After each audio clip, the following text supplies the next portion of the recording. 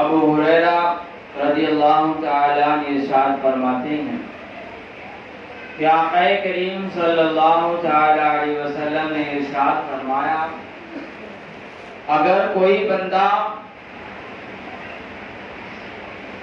ایمان کی حالت میں اور ایمانداری سے مکمل روزہ رکھے اور روزے کے صحت کا خیال کرے تو اللہ تعالیٰ اس بندے کے گناہ کو معاف فرما دیتا ہے۔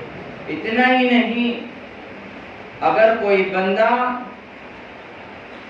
ایمان کے ساتھ ایمانداری سے روزے رکھے اور راتوں کو قیام کرے، یعنی تراویح وغیرہ پڑھے، نوافل پڑھے، تو اللہ تعالیٰ اس بندے کے مزید اور بھی گناہوں کو معاف فرما دیتا ہے۔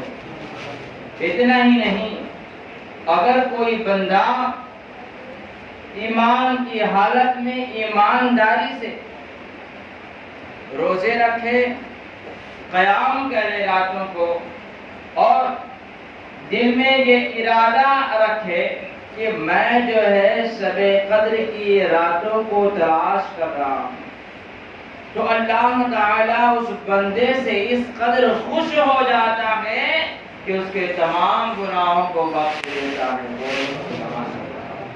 میرے عزیزو، اللہ تعالیٰ نے اپنے بندوں کے لیے بے شمار رحمتوں کے دروازے کھول رکھے ہیں، اور رب کی رحمتیں بندوں کو بار بار پکارتی ہیں اپنے رب کے جانب، لیکن یہ بندہ ہی ہے جو اس جانب توجہ ہی نہیں کرتا اور ناشکری اور نافرمانی پہ بالکل ڈٹا ہوا ہے۔ رب کی رحمتیں بندے کو بار بار پکارتی ہیں، دن میں 5 بار پکارتی ہیں، لیکن بندہ جو ہے رب کی رحمتوں کی جانب دھیان نہیں دیتا، وہ اپنے آپ میں مشغول رہتا ہے۔ وہ رب کی رحمتوں کی آواز سنتا تو ہے لیکن گھر سے نہیں نکلتا، وہ رحمتوں کی آوازیں سنتا تو ہے لیکن ٹی وی بند کر کے گھر سے باہر نہیں نکلتا، اور رب کی رحمتوں کی آوازیں سنتا تو ہے لیکن دنیا کی رنگینیوں میں، دنیا کی خوبصورتی میں اور بے شمار حسن و حجور میں ملوث رہتا ہے۔ گویا بندہ چاہتا ہی نہیں کہ اس کے گناہ کے بوجھ اس کے سر سے ہلکے ہو جائے۔ گویا بندہ خود سے اپنے آپ کو جہنم کا ایندھن بنانے پر تلا ہوا ہے۔ اے لوگوں، ماہ سیام کا مہینہ چل رہا ہے، اور اس مہینے میں اللہ تعالیٰ اپنی رحمتوں، بخششوں اور مغفرتوں کے دروازے کھول رکھے ہیں، اور ایسے مہینے پا کر بھی اگر کوئی بندہ اپنی آپ کو بخشش نہ کروا پائے، اپنے گناہوں سے توبہ اور استغفار نہ کر پائے، یقین جانو پیارے اس کے لیے ایک بہت عظیم محرومی ہے اور بدنصیبی ہے۔ میرے عزیزو، اگر کوئی پیاسا کنویں کے پاس پہنچے اور پانی نہ پیے چلے آئے، جبکہ پانی اچھا ہے، پاک ہے، صاف ہے، لوگ پی رہے ہیں، اس کو پیاس لگی ہے، پہنچا ہے اور پانی نہیں پی رہا، چلے آیا، تو یہ جو ہے اس کی کوتاہی ہے، اس کی کمی ہے، تو نے پانی کیوں نہیں پیا؟ تو ایسے ہی اللہ تعالیٰ نے رحمتوں کے دروازے کھول رکھے ہیں، تو ہمیں چاہیے کہ ہم جو ہیں رب کے دربار میں آئیں، توبہ اور استغفار کریں اور اپنے گناہوں سے بخشش پانے کی پوری کوششیں کریں۔ اللہ کے رسول صلی اللہ علیہ وسلم نے ارشاد فرمایا ہے، میرے صحابہ تم روزہ رکھو تو صحابہ کرام نے عرض کیا یا رسول اللہ صلی اللہ علیہ وسلم یہ روزہ کیا ہے، تھوڑی سی وضاحت ہو جائے۔ آقا فرماتے ہیں کہ جس طرح سے مالوں میں سے کچھ رقم نکالی جاتی ہے تو وہ زکوٰۃ ہوتا ہے، مالوں میں سے کچھ رقم نکالی جائے تو زکوٰۃ ہوتا ہے، اور جس مال سے زکوٰۃ نکالی جائے اس مال میں کبھی بے برکتی نہیں ہوتی ہے، وہ مال جو ہے ہمیشہ ہمیش کے لیے محفوظ ہو جاتا ہے۔ اس مال کو اللہ تعالی تمام فتنہ فساد سے اور دیگر مصیبتوں سے محفوظ کرتا ہے، اور اس مال میں اللہ تعالی رحمتوں کی بارشیں کرتا ہے۔ تو فرمایا اسی طرح سے اگر کوئی بندہ روزہ رکھتا ہے، ایمان کی حالت میں بندے مومن روزہ رکھتا ہے، تو گویا اپنے جسم سے وہ زکوٰۃ نکالتا ہے، اور جس جسم سے زکوٰۃ نکالی جائے اس بدن میں کوئی بیماریاں نہیں آتی ہیں، کوئی بیماریاں نہیں آتی ہیں، اور اگر کوئی بیماری پہلے سے ہے بھی تو انشاءاللہ تبارک و تعالی روزوں کی برکت سے وہ ساری بیماریاں کافور بن کر دور ہوتی نظر آئیں گی۔ میرے عزیزو، تو ہم تمام کو چاہیے کہ روزوں کی اہمیت کو سمجھیں اور روزہ رکھنے کی پوری کوششیں کریں۔ اللہ کے رسول صلی اللہ علیہ وسلم ارشاد فرماتے ہیں جب کوئی بندہ روزہ رکھتا ہے اور روزے کی حالت میں اگر وہ سو بھی گیا ہے تو اللہ تعالی اس کو عبادت کا ثواب عطا فرماتا ہے، اور اگر وہ خاموش بیٹھا ہے تب بھی اللہ تعالی اس کو تسبیح پڑھنے کا ثواب عطا فرماتا ہے۔ اور روزے دار شخص کوئی عمل کر رہا ہو تو اللہ تعالیٰ اس کے ایک ایک عمل کو چن چن کر مقبول فرماتا ہے۔ بولو سبحان اللہ۔ میرے عزیزوں، تو ہمیں چاہیے کہ ہم روزوں کی اہمیت کو جانیں اور سمجھیں اور اس پر عمل کرنے کی کوششیں کریں۔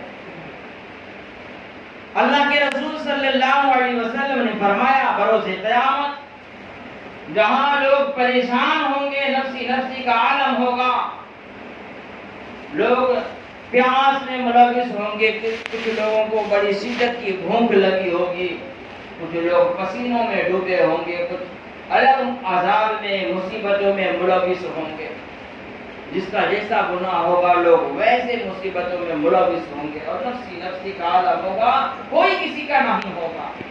لیکن ایسے بھیانک منظر میں بھی اللہ تعالیٰ کچھ لوگوں کے لیے ایسا دسترخوان بچھائے گا، ایسا دسترخوان کہ پورا اہل محشر اس دسترخوان پر رشک کریں گے۔ وہ ایسا دسترخوان ہوگا جس پر ہر طرح کی سہولتیں ہوں گی، ہر طرح کے کھانے موجود ہوں گے، پانی موجود ہوں گے، اور بہت ہی زیادہ راحت و سکون ہوگا، اور لوگ وہاں پر کھا رہے ہوں گے۔ جب لوگ دیکھیں گے کچھ لوگوں کو اس عظیم ترین دسترخوان پر کھاتے ہوئے تو رشک کریں گے اور پوچھیں گے کہ آخر تم کون لوگ ہو، جو ایسے بھیانک ماحول میں بھی اللہ نے اتنی عزت عطا فرمائی ہے؟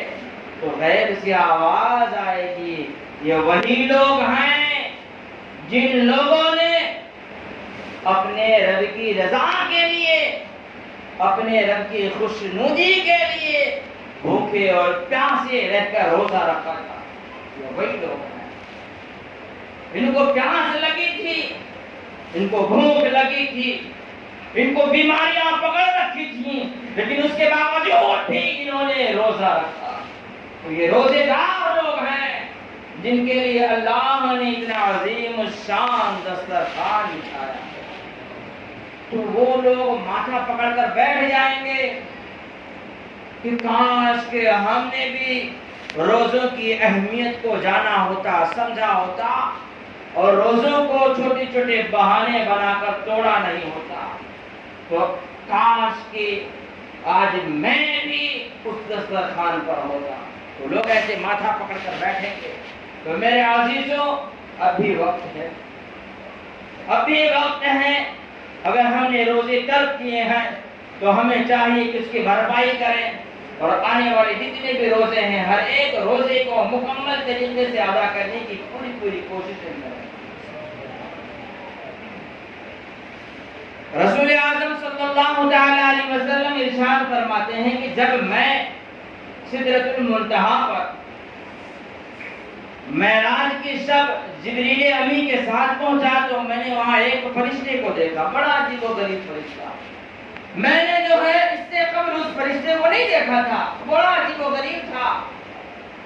اس کے جو ہیں 70,000 پر تھے اور 70,000 سر تھے، اور ہر سر پر 70,000 موتیاں، اور ہر ایک موتی میں 70,000 نہریں یعنی دریا نہریں جاری تھی، اور ہر ایک نہر میں کثیر تعداد میں بڑی بڑی مچھلیاں تھیں، اور ہر ایک مچھلی کے پیٹ پہ لکھا تھا لا الہ الا اللہ محمد رسول اللہ صلی اللہ علیہ وسلم.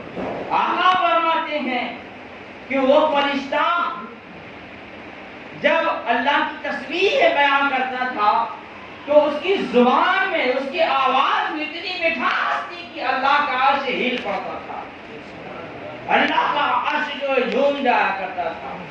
تو میں نے حضرت جبریل امی سے پوچھا کہ فرشتہ کون ہے، بتاؤ ذرا اس کے بارے میں. تو حضرت جبریل امی فرماتے ہیں یا رسول اللہ صلی اللہ علیہ وسلم، حضرت آدم علیہ نبی علیہ السلام کو پیدا کرنے سے پہلے اللہ تعالی نے 2000 سال قبل اس فرشتے کو پیدا فرمایا، اور یہ فرشتہ بہشت یعنی جنت میں رہتا ہے.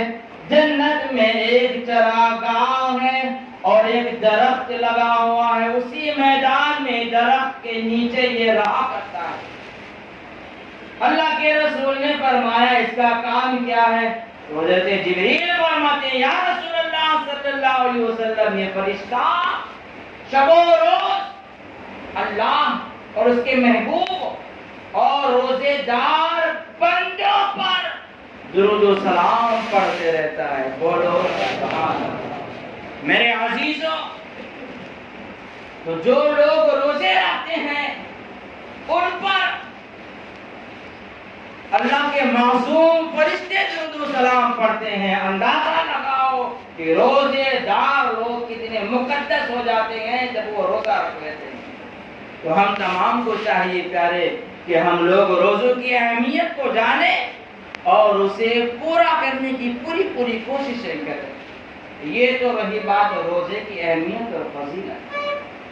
اب آئیے ہم یہ بھی سن لیں کہ روزہ افطار کرانے کا کیا ثواب ہے.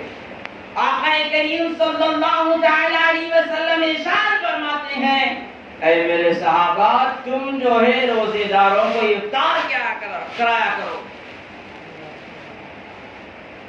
تو کچھ لوگ اٹھ کر کھڑے ہوئے یا رسول اللہ صلی اللہ علیہ وسلم، ہمارے پاس اتنا مال و زر نہیں کہ ہم سبھی کو یا کسی کو افطار کرا سکیں. تو میرے آقا نے ارشاد فرمایا گھبراؤ نہیں، اگر تم ایک کھجور بھی کسی روزے دار کو روزہ افطار کرا سکتے ہو تو ایک کھجور سے بھی روزہ افطار کراؤ. اگر ایک کھجور بھی نہیں ہے تو پھر ایک دودھ سے بھرا ہوا کٹورا لے لو، اس دودھ سے جو ہے افطار کرا دو.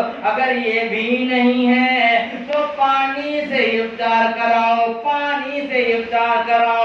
اللہ تعالی تمہاری گردنوں کو یعنی تمہیں جہنم کی آگ سے آزاد فرما دے گا. میرے عزیزوں، تو یہ ہے حدیث پاک کا ایک حصہ.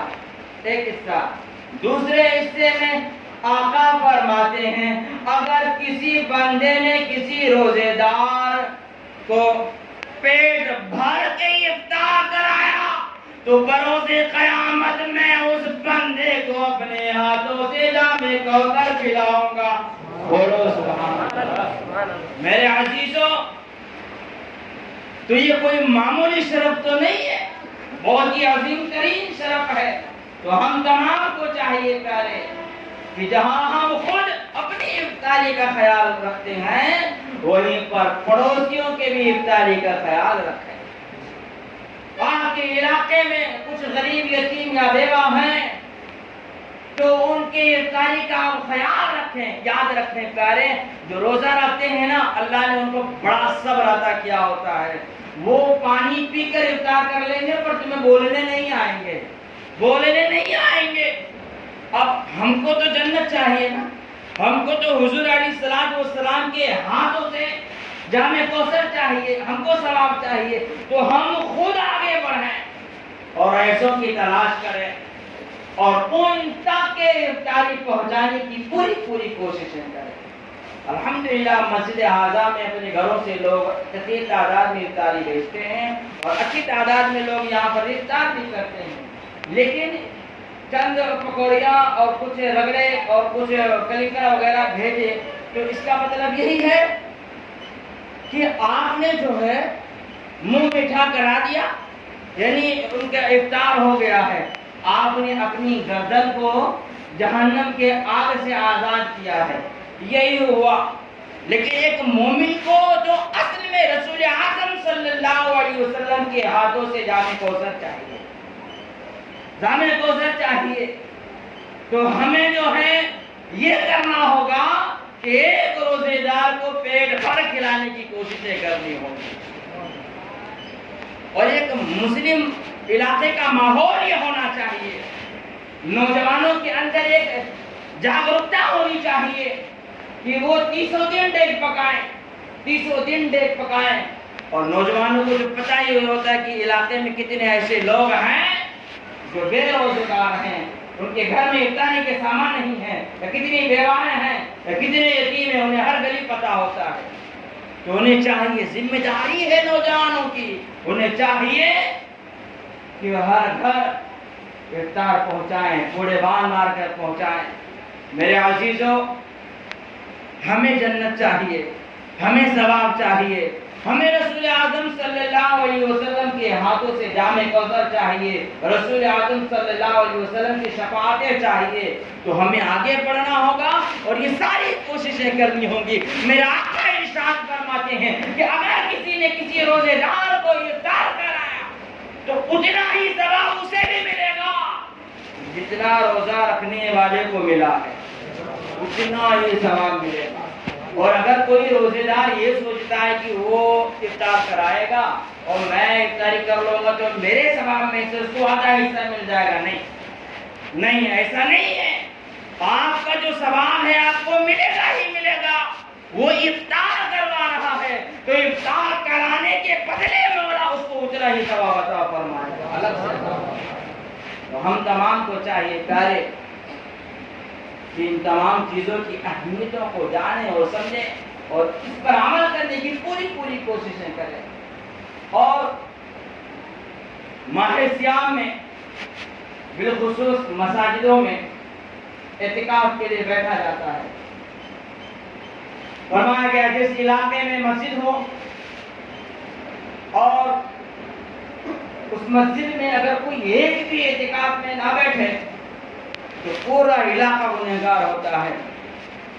تو لہذا کسی ایک بندے مومن کو اپنا 10 دن اپنے رب کے لیے قربان کرنا ہوگا۔ اور جو اعتکاف میں بیٹھتا ہے ایسا نہیں ہے کہ وہ بیٹھا اور چلا گیا، نہیں، وہ آیا تھا تو گناہوں میں ڈوبا ہوا تھا، اور جب وہ اعتکاف پورا کر کے مسجد سے باہر نکلتا ہے رسول اعظم فرماتے ہیں وہ گناہوں سے ایسے پاک ہو جاتا ہے جیسے کہ وہ ابھی اپنے ماں کے پیٹ سے پیدا ہوا، ایسے گناہوں سے پاک ہو جاتا ہے۔ اور جو لوگ اعتکاف کرتے ہیں باضابطہ 10 دن تک کے، وہ لوگ دنیا کی برائیوں سے، خرافات سے، فسق و فجور سے، آوارہ دوستوں سے، ان تمام چیزوں سے وہ محفوظ رہتے ہیں، اور لگاتار 10 دن تک اللہ کی